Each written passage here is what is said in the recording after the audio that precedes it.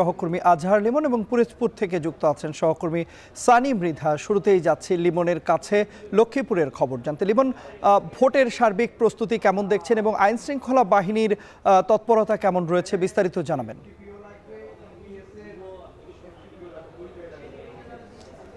তন্ময়, একতরফা নির্বাচন, আমিডামি নির্বাচন কিংবা রাতের নির্বাচন, এরকম প্রায় দেড় দশক পরে, বলা যায় যে দেড় যুগ পরে এরকম আরেকটি কিন্তু নির্বাচনের রাত। কিন্তু আমরা দেখছি যে এই নির্বাচনটি যেহেতু একটা অন্য পরিস্থিতিতে হচ্ছে, একটা সার্বিক নিরাপত্তা পরিস্থিতি আমরা দেখছি।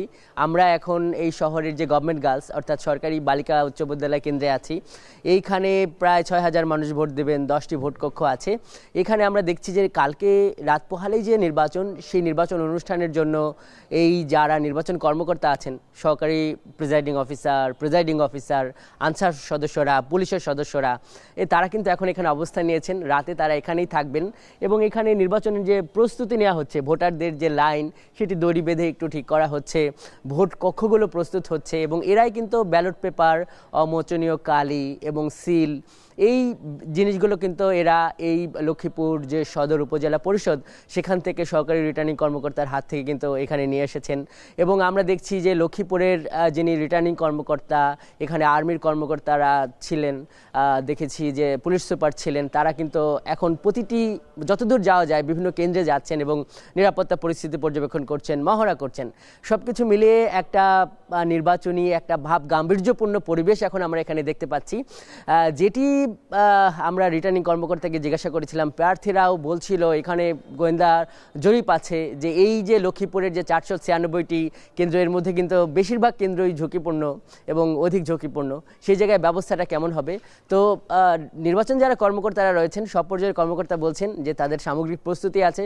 কোনো কেন্দ্রে ঝামেলা হলে সর্বোচ্চ এই যে স্থানীয়ভাবে যে ফোর্স থাকবে, বাহিনী থাকবে বা স্ট্রাইকিং ফোর্স আসতেও 15 মিনিটের বেশি সময় লাগবে না, এরকম অনেক কথা বলা হচ্ছে।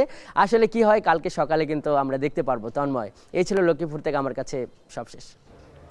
দর্শক, লক্ষ্মীপুরের পর এবার আপনাদের নিয়ে যেতে চাই পিরোজপুরের সহকর্মী সানি মৃধা যুক্ত রয়েছেন। সানি, নির্বাচনের সার্বিক প্রস্তুতি সম্পর্কে পিরোজপুরের কি তথ্য রয়েছে আপনার কাছে, বিস্তারিত জানাবেন। তন্ময়, আমার আরেক সহকর্মী লক্ষ্মীপুর থেকে যেমনটা জানাচ্ছিলেন আজহার লিমন, যে দীর্ঘ দেড় দশক পরে বা দেড় যুগ পরে যে একটা নির্বাচনী আবহ, সেটা কিন্তু সর্বত্রই আসলে ছড়িয়ে পড়েছে। অর্থাৎ আমি এখানকার স্থানীয় লোকদের সাথে কথা বলেছিলাম পিরোজপুরের, আমি এখন সদর 1 আসনে রয়েছি, সেখানকার স্থানীয় লোকজনের সাথে আমি নির্বাচন নিয়ে কথা বলছিলাম যে কেমন দেখছেন বা কীরকম উৎসাহ তাদের মধ্যে আছে। বিষয়টি তারা খুবই আসলে উৎসাহের সাথে জানিয়েছে যে এরকম সবশেষ তারা কবে এই ধরনের নির্বাচন দেখেছেন, এরকম নির্বাচন নিয়ে যে তাদের মধ্যে কবে এরকম আগ্রহ ছিল সেটা এক প্রকার তারা ভুলিয়ে গিয়েছিল। তবে সেরকম রাত, আবার নির্বাচনের রাত, তাদের মধ্যে একটি বাড়তি উদ্দীপনা, উন্মাদনা, তারা কাজ করছে বিভিন্ন চায়ের আড্ডা থেকে অলিগলিতে, সর্বত্রই কিন্তু এখানে দেখছি নির্বাচনী একটা আমেজ এখানে রব করছে।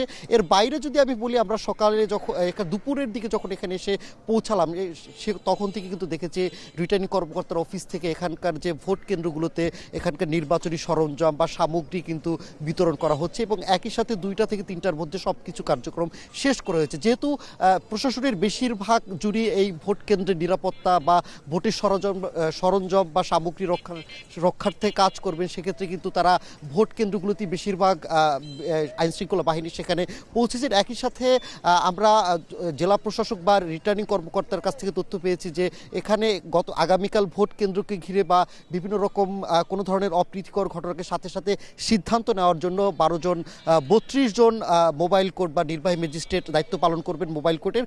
এর পাশাপাশি কিন্তু 8,000-এর বেশি এই জেলাতে আইন শৃঙ্খলা রক্ষাকারী বাহিনী তারা নির্বিঘ্নে যেন ভোটাধিকার প্রয়োগ করতে পারেন ভোটাররা, সেটা নিশ্চিত কাজ করবেন। তো তন্ময়, পিরোজপুর থেকে সার্বিক পরিস্থিতি, ভোটের সবশেষ পরিস্থিতি এই ছিল আমার কাছে। দর্শক, জানছিলাম পিরোজপুরের খবর।